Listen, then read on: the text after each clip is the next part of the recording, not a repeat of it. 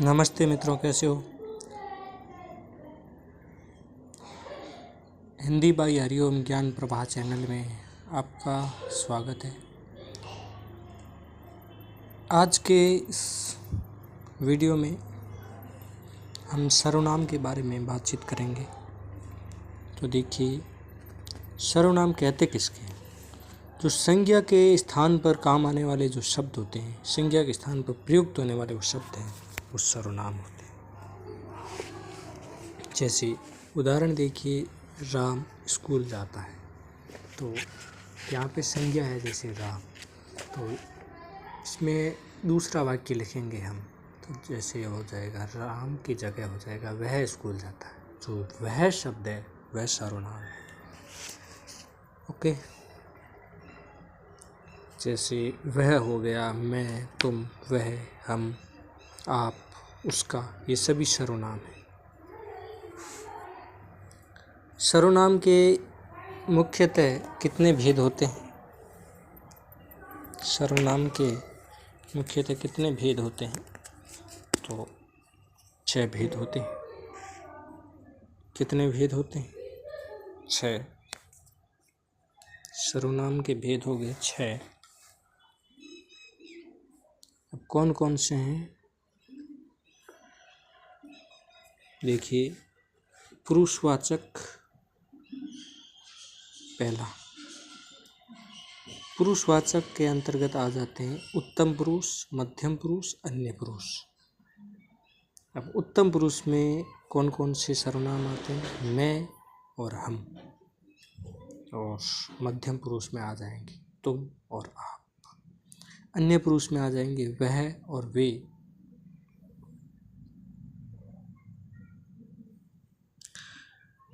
इस प्रकार आज के इस सेशन में हम देखेंगे पुरुषवाचक सर्वनाम के बारे में। पुरुषवाचक सर्वनाम के बारे में फोकस करते हुए आगे बढ़ाते हैं।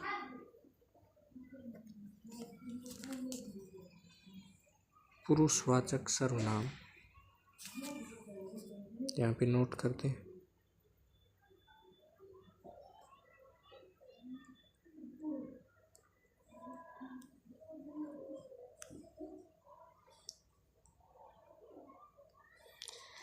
जिन सर्वनामों का प्रयोग कहने वाले, सुनने वाले व जिसके विषय में कहा जाए उसके स्थान पर किया जाता है, उन्हें पुरुषवाचक सर्वनाम कहते हैं। तो इसका ध्यान रखें। पुरुषवाचक सर्वनाम के भी 3 भेद होते हैं। इसके भी कितने भेद हो जाएंगे? 3 भेद हो जाएंगे। जैसे देखिए, उत्तम पुरुष। उत्तम पुरुष में बोलने वाला या लिखने वाला व्यक्ति अपने लिए जिन सर्वनामों का प्रयोग करता है वे उत्तम पुरुष सर्वनाम कहलाते हैं। जैसे मैं, हम सब, हम लोग आदि। तो इसमें कर्ता जो है वो बोलने वाला या लिखने वाला व्यक्ति जो है वो स्वयं के लिए प्रयुक्त करता है। यानी कि इसमें हम मुख्य की पॉइंट क्या रखेंगे? अपने लिए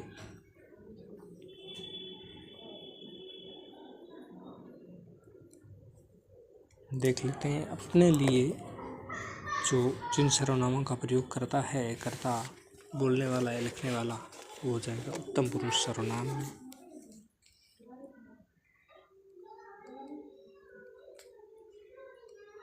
उत्तम पुरुष के उदाहरण देखें तो जैसे जैसे जैसे मैं,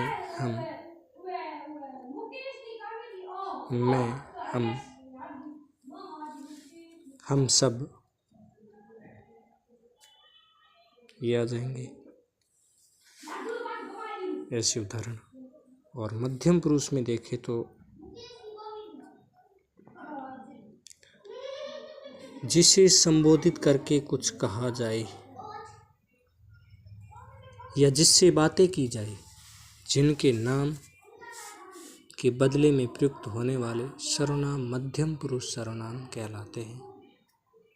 जैसे तू, तुम, आप लोग, आप सब, ये आ जाएंगे मध्यम पुरुष में। यानी कि जिसे संबोधित करके कुछ कहा जाए, जिससे कुछ बातें की जाए, इसके लिए जैसे हम किसी से बात कर रहे हैं कि किसी दोस्त से बात कर रहे थे कि तू कल कहाँ गया था, तो ये जो तू आया है वो शब्द हो जाएगा मध्यम पुरुष। तो इसमें मुख्यतः की पॉइंट क्या है? मुख्यतः की पॉइंट हो जाएगा, मुख्यतः की पॉइंट क्या हो जाएगा?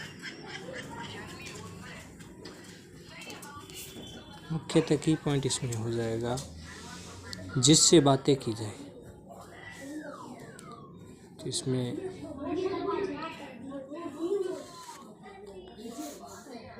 हम इसका उदाहरण नोट करते हुए परिभाषा को निकाल लेंगे।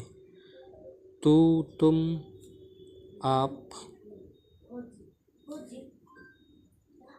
आप लोग, ये इसके अंतर्गत आ जाएंगे मध्यम पुरुष।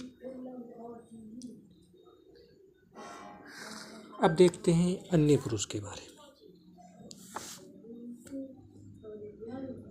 जिनके बारे में बात की जाए या कुछ लिखा जाए, उनके नाम के बदले में जो प्रयुक्त होने वाले सर्वनाम होते हैं वो अन्य पुरुष सर्वनाम कहलाते हैं। जैसे हम बातचीत करें गांधी जी की, तो हम कहते हैं वे अहिंसा के पुजारी थे। तो इसमें जो वे शब्द आया है वो हो जाएगा अन्य पुरुष। या देखिए वे लोग, ये कोई तस्वीर रख के उसके बारे में वर्णन करना, तो ये जो शब्द है इसमें हो जाएगा अन्य पुरुष में यह, आप। जैसे किसी का परिचयात्मक विवरण करें तो आपने MBA किया है, आपने उस विश्वविद्यालय से वो डिग्री प्राप्त की है, तो इसमें ये आप आया है वो अन्य पुरुष सर्वनाम के अंतर्गत आ जाएगा।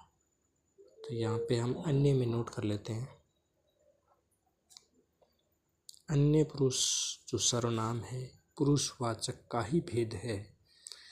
ये जो तीसरा भेद है, इसके जो उदाहरण है, इसकी पॉइंट है, उसके माध्यम से हम इसकी परिभाषा भी निकाल लेंगे। और हमने यहाँ पे अभी देखी भी है। इसकी की पॉइंट है वे लोग। इसमें हमने वो गांधी जी वाला उदाहरण देखा था, तो आप इससे पता लगा लोगे कि अन्य पुरुष कौन सा है। ये, वे लोग, यह, आप, ऐसे शब्द सभी इसमें आ जाएंगे अन्य पुरुष सर्वनाम। तो आज की चर्चा यहीं तक। नेक्स्ट चर्चा होगी आगे अगले दूसरे सर्वनाम की, यानी कि निश्चयवाचक वो। तो पुरुषवाचक सर्वनाम के बारे में अगर आपको कोई किसी प्रकार का डाउट हो तो आप कमेंट कीजिएगा, और जानकारी आपको अच्छी लगे तो वीडियो को लाइक एंड सब्सक्राइब ज़रूर कीजिए और चैनल को बढ़ावा दें मित्रों। धन्यवाद। Thanks for watching.